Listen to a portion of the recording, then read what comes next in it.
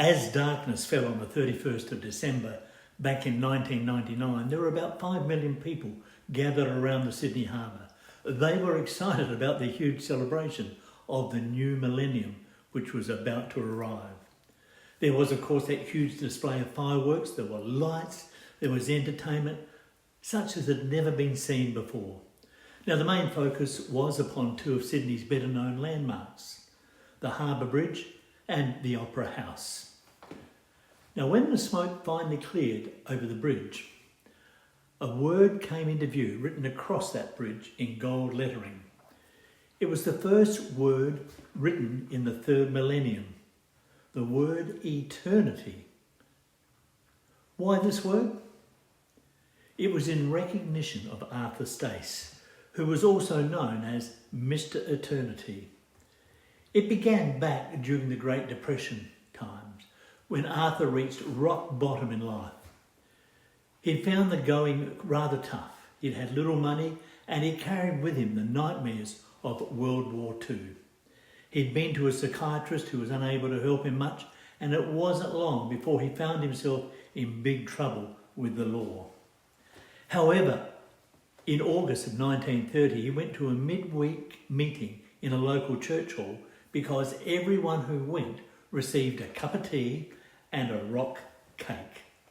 Surprised by the people who were there, he asked someone, "Who are they?" The reply, "They're Christians."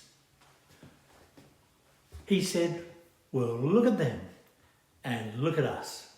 I'm having a go at what they've got." Now that night, Arthur's life was changed forever as he asked Jesus into his life, and it is said that for him the clearest outward sign of his new life in Christ was the ability to give up grog. A close friend of Arthur's said that the pastor's simple message was this: if any of you are sick of the lives you're living, there is one who loves you and will set you free, and his name is Jesus. His famous catch cry. The catch cry of Arthur was, "I went into the meeting for a rock cake and I came out with the rock of ages." It was then that he began to etch in chalk the word eternity across the footpaths of Sydney. Over the years it became so well known that it ended up on the bridge that night in the year 2000. So what about you? Is there something that's troubling you? Are you uncertain of the future? Do you know where you will spend eternity? It's a question we need to answer.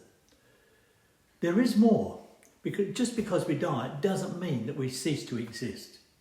So the question is perhaps, have you prepared for eternity? Arthur Stace was a changed man after he met Jesus, and he spoke eternity into the lives of people in Sydney and beyond. He left an amazing legacy that is celebrated even now across this nation. How can we make a difference? How can you make a difference? That's worth thinking about. Have a wonderful week.